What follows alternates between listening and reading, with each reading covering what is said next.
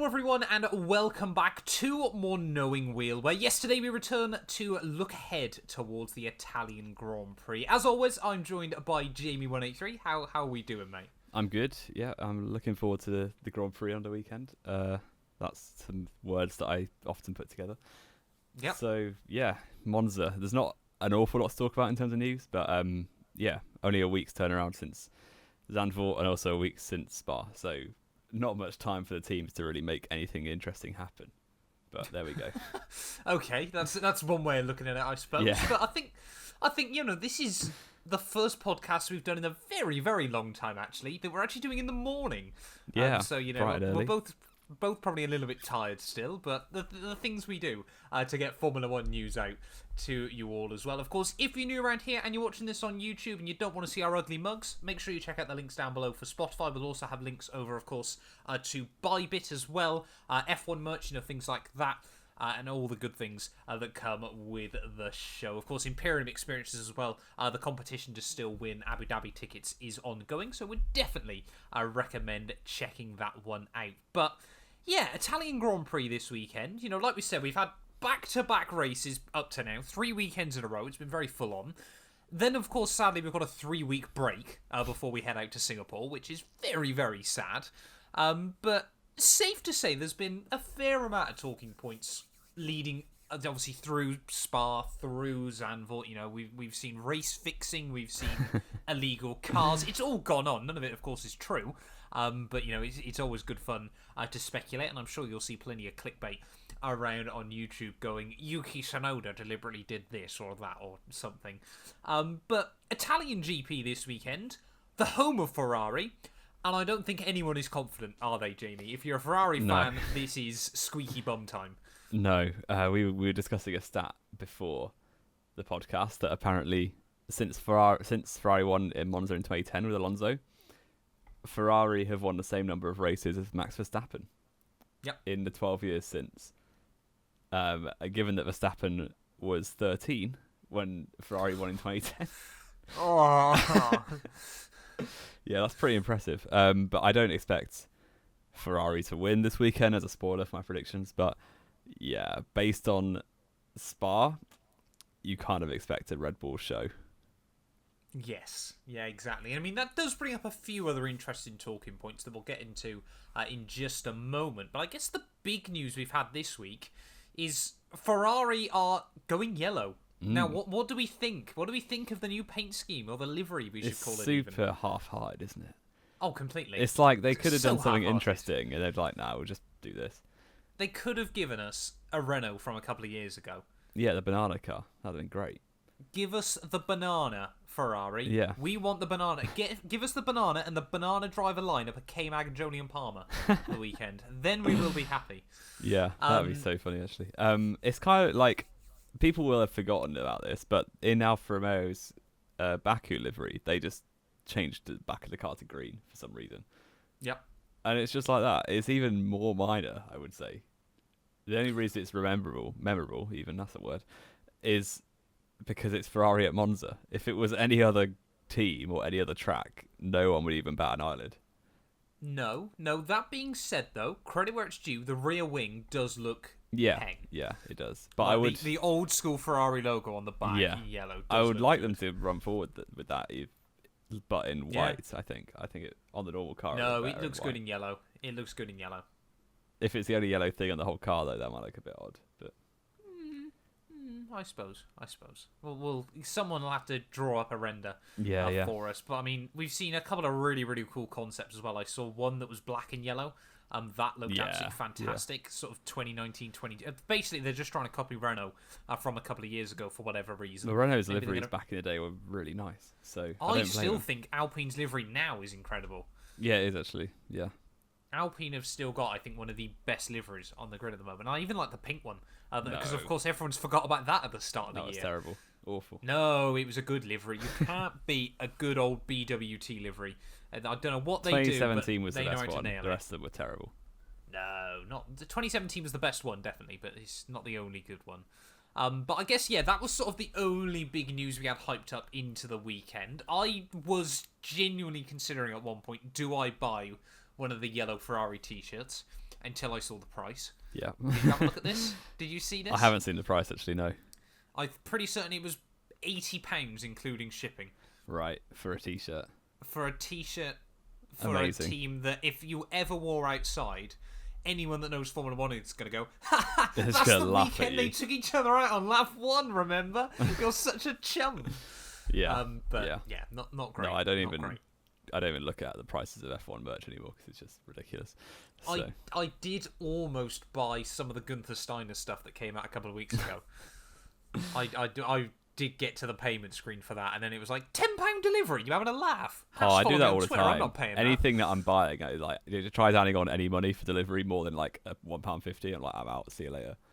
It's 2022. You should not have to pay for delivery anymore. Things should just arrive. They on should your just doorstep. airdrop. Why don't you just sort them out? Exactly. Just allow me to print it out or something. Yeah. It'd just be so much easier. So much easier. But, I mean, any other sort of big news before we get into the weekend? I guess, we've got the Monza curse, Jamie. Have you heard about the Monza curse? Oh, I don't think I have actually. So, in 2020... Sorry, even in 2019, Charles Leclerc, he won in Spa. Oh, I have heard he this. wins in Monza. He crashes out of the 2020 race. 2020, Pierre Gasly is a Grand Prix winner. He crashes out of the sprint race. Oh, that doesn't count. 2021. You finished the Grand Prix. This curse is Jamie, rubbish. allow the curse. It's better than your Ferrari theory from months back What was the Ferrari theory? about how they use red paint because it's lighter. Oh yeah, well that was that like made all the 8-year-old me, difference. so allow it. Well, it's still that makes it sound like we did a podcast with an 8-year-old then. Yeah. But 2021, Daniel Ricciardo. Everyone that thought I never left. He's gonna stack it this weekend, isn't he? Grand Prix time. Wouldn't surprise me. I saw rumours of him this morning. Said Mercedes are considering him as a long-term replacement for Hamilton. Yeah, I saw that tweet as well, and it just Which made would me be laugh. bizarre when half the drivers on the grid are better than him and cheaper. So Well, what I love about that is everyone talks about him being Hamilton's long-term replacement at Mercedes. he's 33 himself. They've already hired Hamilton's long-term replacement. He's in the other car already. Yeah. They're not worried They about need Hamilton's Bottas' replacement. long-term replacement, really, don't they? They're worried about Russell's replacement, who's basically just Bottas 2.0. Yeah. Like, it's not that complicated. Yeah, but interestingly, the Monza race for the last 2 years, neither of the top 2 constructors have finished on the podium, apart from Bottas. Yes. I just remembered. Yeah, Bottas did finish P2, P3, sorry, last year, wasn't it? But yeah, very strange results for the last 2 years. Really, for the last 4 races at Monza, we've had not the obvious winner, to be fair. 2018 should have been Ferrari domination. Fastest in qualifying, 1-2 when they bottled it. Oh, yeah. Well, Seb bottled it and contact. He got unlucky that weekend, to be fair. Nah. Got contact with Lewis. And then And obviously Kimi should have Kimi, won bless him. and then messed up his tyres. Well, it was a 2v1 Mercedes Yeah, it end. was, They yeah. just strategied him. And then, of course, 2019, spicy engine. But I don't think you would have predicted that going into the summer break, would you? No, That no. Charles Leclerc would have won in Monza. Well, predicting Ferraris course- to cheat is often quite a safe bet, but It's normally a pretty safe bet, isn't it? But still. Of course, then in 2020, Pierre Gasly, no one saw that coming. And then, of course, 2021, Daniel Ricciardo, no one saw that coming either. So, yeah, it's delivered some interesting races in recent years. Other fun fact for you, Jamie, and this is going to test whether you watch my content or not. no, I don't. One of the only remaining tracks Max Verstappen's yet to have a podium at. I was about to say that. I didn't think Max had a podium out there. Nope. So Nope. yeah, what 21? The curb DNF. killed him. Well, 2020. yeah. 2020 he retired with a mechanical. It was the Italian curse in 2020, wasn't it? He was the Yeah, worst performing driver throughout the 3 Italian Grand Prix. Yeah. Well, worst performing, and he had 3 failures. He But 0 points. Yeah. 19 was that the year he took out Bottas and got a penalty? Or was that the year before?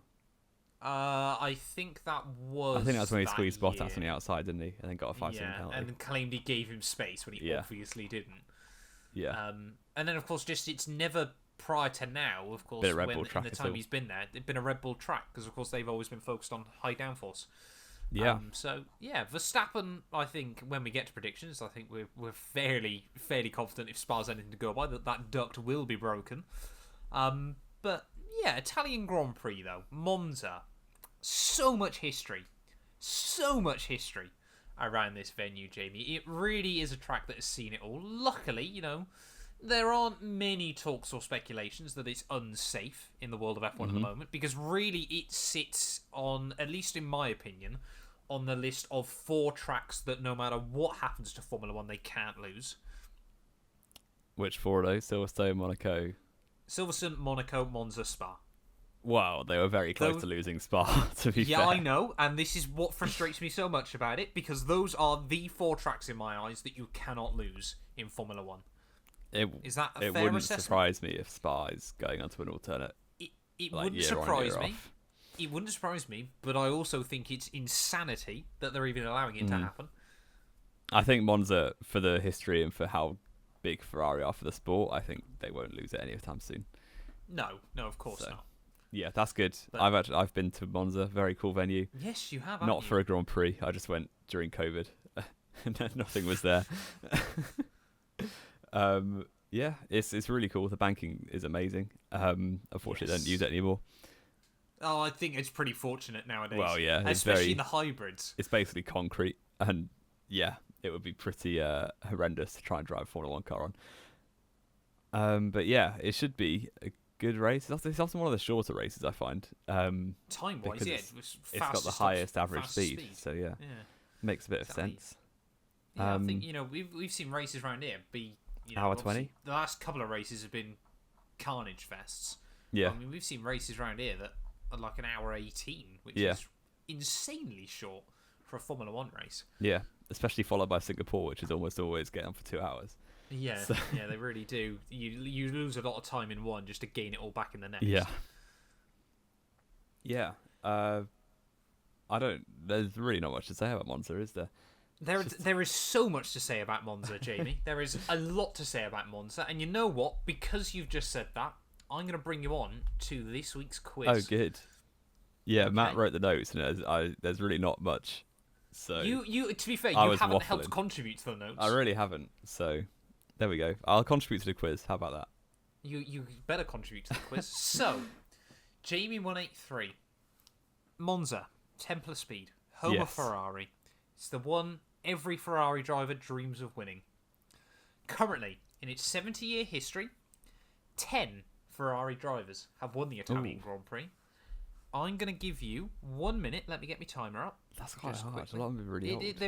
There's a lot of iconic names here. I'm just going to say that. Where's my clock gone? There we go. You have got 1 minute to name all 10 of those drivers, starting from now. Okay, Charles Leclerc. Yep. Fernando Alonso. Yep. Michael Schumacher. Oh, yep. I think Barrichello did it. Yep, twice. Oh, nice. 02 and 04, the two most iconic Ferraris. Who was good before the 2000s? Jody Scheckter. Yep.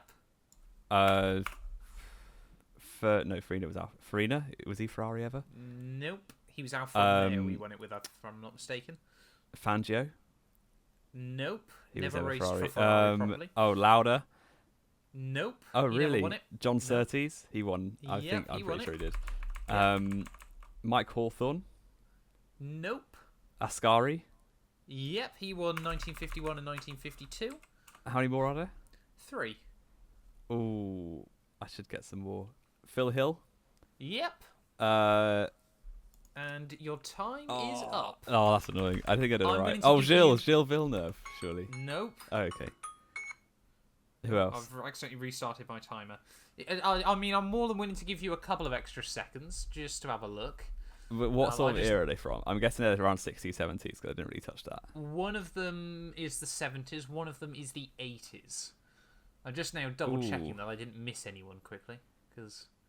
I missed one. Did I say Lauda? Jamie, I missed one. It all went wrong. I've never heard... Neither of us would have got him, though, so we're not going to worry Ivan Capelli. I don't think he ever won a race, actually. No, he didn't. He had a bit of a nightmare at Ferrari. Yeah, I don't think I'm... there. Kimi never won that, did he? Not with Ferrari, no. No, I don't know. Both of them, two of them you definitely would have heard of. It was actually out of 11, sorry. Okay, so I got 8. I did miss one random one that I've never really heard of either. But 8 out of 11 is a very, very good score. Yeah. So, Can you... I'm going to try and give you years quickly because I really want you to try and get these. Okay. So this driver won the Italian Grand Prix twice for Ferrari. 1970 and 1975. Ooh. And he was Swiss. Oh, Clay Regazzoni. Spot on, Yeah. The other one, which I'm really surprised you didn't get, because this was a wildly famous victory. Of course, McLaren during 1988. It was the only race that year they didn't win. Of course it was. Of course, they were about... Gerhard Berger, wasn't it? It is Gerhard Berger. Yeah. And I think what's often forgot about this was just how close McLaren actually came To winning every race of 1988. To winning every race that year. They were, I think Senna was 3 laps from home when he got taken out by a back marker. And of course, this was the first race F1 had after Enzo Ferrari died. And of course, it was at home as well. And Ferrari won it. Their only win of the year. Ferrari won it. It was their first win at Monza in about 10 years at that point as well, if I remember correctly. Yes, rigged probably. Rigged, yeah, it was the first time since '79 when Jody Scheckter won the race. Gerhard Berger won it for Ferrari, and the last one, which I accidentally completely missed off my list, was actually an Italian. It's 50s, I'm guessing. Or like 66. 1960s. Was it Bobby Charlton? He's not Italian. He did something in 66. He did, yes. I feel like there's no chance of me getting this. It Fagioli? No. I'm just Ludovico Scarfiotti. Oh, Scarfiotti. I know the name from lists, but I would never remember it. Is that list the one I've just given you? No. Well, probably maybe, yeah. Yeah. But I mean, the list is probably drivers have a win who's worse than Hulkenberg, which I used to study. Okay. But I mean, yeah, I found it really interesting actually going through this list. Like we said, we talk about those 2 iconic Ferraris of the early 2000s, the F2002 and the F2004. Barrichello won both Italian Grand Prix in that car, not Michael Schumacher.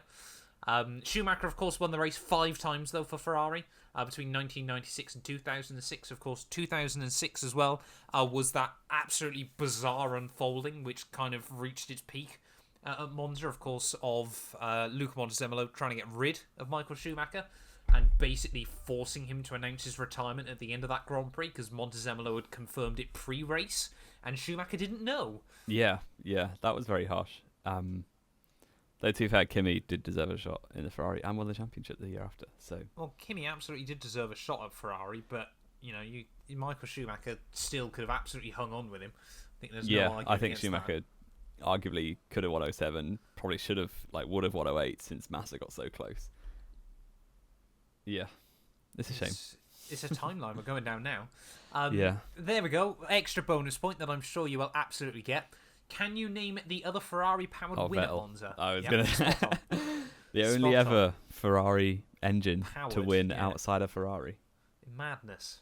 Sebastian Vettel on that day back in 2008. Which would argue... Could we see that second time round with Zhou Guanyu winning this weekend? I'm not convinced. Haas, though. If I was to pick, Zhou would absolutely be better than Haas is for odds of winning. Yeah, no, Haas got a good top-end car. No. Austria. Canada. Yeah, Zhou was best of rest in Canada. Was he? Yeah, well, he was quicker than the Haas is. Yeah, but the Haas got screwed. No, he wasn't. Was he? Yeah. Haas came like 5th and 6th. Oh, did they? Never mind. Yeah. You just made stuff up. I'm just making stuff up. Zhou did well in Canada, I know that. What were you going to say, sorry? I still believe that 2008 win is one of the most overhyped wins in F1 history. Well, Bourdais qualified 4th, didn't he? Bourdais qualified 4th in the other car. Every other team went in with a dry setup to a wet race, pretty much. And Toro Rosso, even I should say, had a very fast car in the second half of 2008. Especially in the wet. Yeah, especially in the wet and especially at fast circuits. Yeah, Interlagos, Vettel was just chilling in second for half the race. Yeah, and then Spa, Bourdais was a lap away from a podium and then bottled it. I mean, it is just and this is Sebastian Bourdais, who's terrible. He was useless. Yeah, genuinely, Gasly's win is better. No, I'm not going to say that. I can't say that. Gasly's win was fueled by luck, but he did well to withhold the pressure. So. What do you mean? Dirty air in Carlos Sainz? Yeah, but it's still Monza, isn't it? Slipstream was mad. No, it's not the game, Jamie. Nah, it Real is. life Monza should be a track that I am genuinely intrigued to see how well real life Monza works this year. Because porpoising is going to nerf cars more than I think the slipstream is going Porpoising to we've help. not really spoken much of since summer break, though, have we? It's not. It's Not just a because it's terrible kind of issue. slipped into the main. It's just kind of accepted now, isn't it? But you look at the cars on boards; they're not bouncing anywhere near as badly as they were. Have you seen the Ferraris? Yeah, but they're not as bad. Like when was it Gasly in Bahrain doing like a headbanger down a straight? It's nothing like that. Have you seen the Ferraris? They're still doing it massively. Are they? I'll have to have a Yeah. look, keep an eye out for that this weekend. I would, yeah, definitely say that. Yeah, no, we briefly touched upon it just a second ago when Jamie believed that Zhou Guanyu could win the Italian Grand Prix. Of course, Monza does open the door, though. It's kind of been weird, hasn't it? Because always back in the day, Monza was kind of like that track that for the low downforce cars, this could be a big chance to sort of really push yourself up the order. Then, of course, when the hybrid technology came in, it kind of got nerfed out a lot. You still had your Williams was very strong there, things like that. But could we now in 2022 it really see, the cars with a low downforce velocity have a good shot at being a lot closer to the front? Well, you think so? You think like back in the day, whenever Red Bull struggled, you kind of had a lot of teams stepping up into that gap. So like Force India used to go really well here. Yep. Williams in the early hybrid era got podiums basically every year. Yep. Massa's last ever F1 podium was at Monza, Yep. 2015. Yeah. 2015 was 2016? No, it was 15. It was 50, wasn't it? Because I got double podium. 16 was Rosberg, Hamilton, Vettel, I believe. Hamilton got a Probably. terrible start. Shock. Yeah. I think there's definitely a chance for that. I'm trying to think who would be those teams in 2022. Alpine has. Alpine could, because they had a rocket ship in Baku. And the other one that I think is probably underrated here, Alex Albon in that Williams. Oh, yeah. He could be on the verge of the Q3 again. Yeah, we'll have to wait and see. I interesting reckon times. that could be a real dark horse this weekend. Alex Albon. Potentially, in that more Williams. points on the way. I'd like to see him, get a couple more points on the board. He was the thing is as well with Albon, of course, with Williams this year is even when he hasn't been in the points, he's often not been that far away either. Yeah, he just has very clean races and ends up like 12th or 13th. like which is- Zandvoort, he wasn't yeah. far away, Yeah. and things like that as well. And that should have been a track that really did hurt Williams based on their car philosophy at the moment. But should we jump into predictions then, Jamie? Yeah, let's do it. Should we discuss pole position and top three? I mean, let's be fair. Poland a lot win. of the a lot of the data we're going to be taking from Spa, aren't we? Yeah, especially sector 1. Sector 1. So it's going to be an Albon pole, an Albon race victory. To be fair, Albon was generally purple in sector 1, wasn't he? He was the only sector the entire weekend anyone was quicker than Max Verstappen. Was Brilliant. sector 1. So it is going to be Albon domination, and Williams are going to get Yeah. 44 points and Red jump Bull, all the way up past Alpha. Red Bull family 1, 2, 3.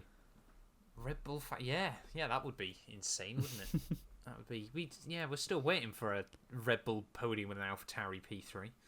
We had a Helmut Marko top 4 once.